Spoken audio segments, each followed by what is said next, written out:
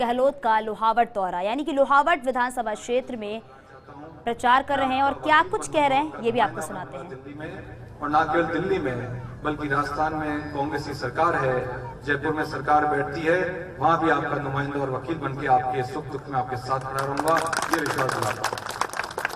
क्षेत्र में जो समस्याएं हैं, मेरी अभी चर्चा हो रही थी रास्ते में आपके लोकप्रिय विधायक आदरणीय कृष्णाराम जी के साथ और तमाम यहाँ पे ब्लॉक कांग्रेस के पदाधिकारियों के साथ। मुझे पानी की जो व्यवस्था है उसके बारे में उसको कैसे सुचारू रूप से करना है, ये सब मेरे ध्यान में है, मुझे ज्ञात है।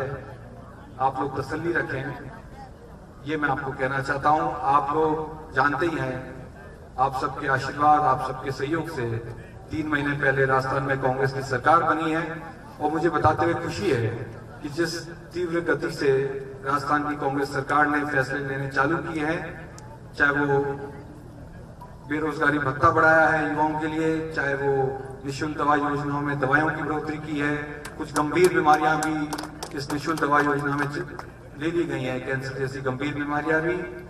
यहाँ पे बेरोजगारी भत्ता बढ़ाया गया है 3,500 रुपए तक। ये तमाम जो फैसले हुए हैं, अभी राजस्थान की सरकार ने अहम फैसला भी किया था, कृषि कनेक्शन के ऊपर 5 साल तक 1 पैसे की बढ़ोतरी नहीं होगी, ये भी आप लोगों को ध्यान है। ये तमाम फैसले, ये तमाम निर्णय जो हुए हैं, ये केवल अभी बहुत छोटे समय में सरकार 3 महीने पहले ही बनी है, उसके बाद अब ये चुनाव आ गया लोकसभा का, मगर जिस गति से फैसले हुए हैं ये दर्शाता है किस तरीके से कांग्रेस की पार्टी, कांग्रेस की सरकार आम आदमी, गरीब, किसान, गांव धानी में जो अंतिम छोर पे व्यक्ति बैठा है उसको ज्यादा से ज्यादा कैसे फायदा पहुंचे, यही कांग्रेस पार्टी की सरकार की सोच है। और आने वाले समय में भी कांग्रेस की जो सरकार है राजस्थान में, वो निश्चित तौर पे जितनी भी योजनाएं लाएगी वो ये देखते हुए लाएगी किस तरीके से आम आदमी, गरीब, किसान को ज्यादा से ज्यादा लाभ पहुंचे।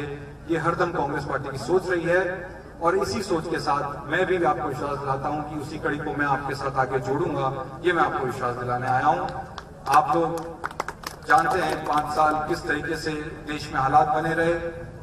5 साल पहले जब लोकसभा के चुनाव थे, भाजपा ने किस तरीके से झूठे वादे किए। उस वक्त कहा गया था विदेशों से काला धन आएगा, 5 साल बीत गए, उस काले धन का कोई अता पता नहीं। उस वक्त कहा गया काला धन आने के बाद गरीबों के खाते खुलवाए जाएंगे, 15-15 लाख उन खातों में जमा कराए जाएंगे, उन 15 लाख का भी कोई अता पता नहीं। यहाँ मेरे युवा साथी खड़े हैं, इनको ध्यान होगा, वादा किया गया था भाजपा द्वारा प्रति वर्ष 2 करोड़ सरकारी नौकरियां होंगी, मगर आज उन नौकरियों का भी कोई अता पता नहीं। 5 साल बीत गए। आप अच्छी तरह से जानते हैं, आप सब लोग, किस तरीके के हालात रहे देश में, किस तरीके के माहौल बना रहा। बड़े बड़े संस्थान हो, चाहे वो सीबीआई हो, चाहे एनफोर्समेंट डायरेक्टरेट हो, इन सबको किस तरह से दबाव में रखा गया, मीडिया को दबाव में रखा गया, आप लोग अच्छे से जानते हैं। कांग्रेस पार्टी ने हमेशा यही सोच के काम किया है कि क्षेत्र का कैसे विकास हो, क्षेत्र कैसे आगे बढ़े। जब जब कांग्रेस की सरकार आप सबके आशीर्वाद, आप सबके सहयोग से राजस्थान में बनी है, मारवाड़ में हरदम विशेष ध्यान रखा गया, जोधपुर जिले का विशेष ध्यान रखा गया, ये आप सब लोग वाकिफ हैं। पिछली कांग्रेस की सरकार थी, तब हमारी उस वक्त की राष्ट्रीय अध्यक्ष श्रीमती सोनिया गांधी जी आई थी और आपके पड़ोस में यहाँ पे बाड़मेर के जिले में रिफाइनरी का शिलान्यास करके गई थी। मगर अफसोस उसके बाद भाजपा की सरकार आई और रिफाइनरी जैसे इतने बड़े प्रोजेक्ट को भी भाजपा की सरकार ने देरी कर दी, उसको ठंडे बस्ते में डाल दिया। आज अगर रिफाइनरी समयबद्ध तरीके से लग गई होती तो समूचे मारवाड़ में जितने युवा हैं उनको रोजगार के नए साधन उपलब्ध होते, मगर अफसोस भाजपा की सरकार बनी और रिफाइनरी जैसे मुद्दे को भी ठंडे बस्ते में डाल दिया। मैंने पहले भी कहा है कि भाजपा ने मारवाड़ के साथ और विशेष तौर पर जोधपुर के साथ जो सौतेला व्यवहार किया है, जनता ये सब जानती है, जनता ये सब समझती है।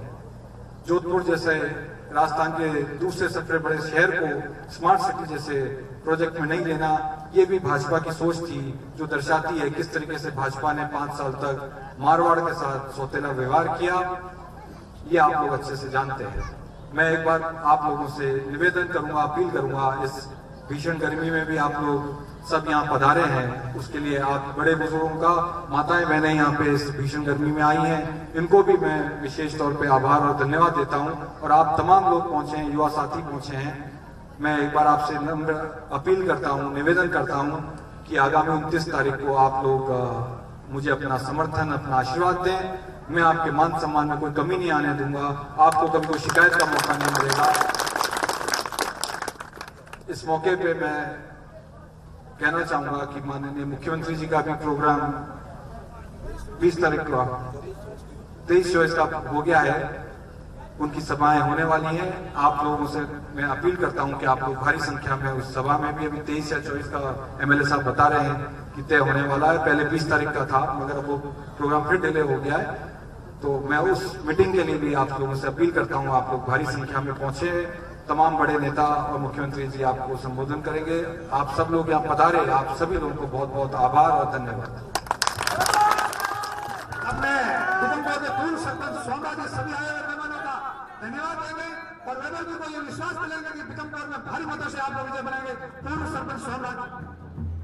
तो अभी आप वैभव गहलोत को सुन रहे थे, जहां पर वैभव गहलोत ये कह रहे थे कि कांग्रेस सरकार जो कहती है उन वादों को भी निभाती है। और यहां पर वैभव गहलोत ने बीजेपी पर भी जमकर निशाना साधा है। कहा है कि बीजेपी ने जो वादे किए वो अभी तक नहीं पूरा किए हैं, चाहे वो किसान से संबंधित बातें हो या रोजगार से संबंधित बातें हो या फिर विकास के मुद्दे की बात हो।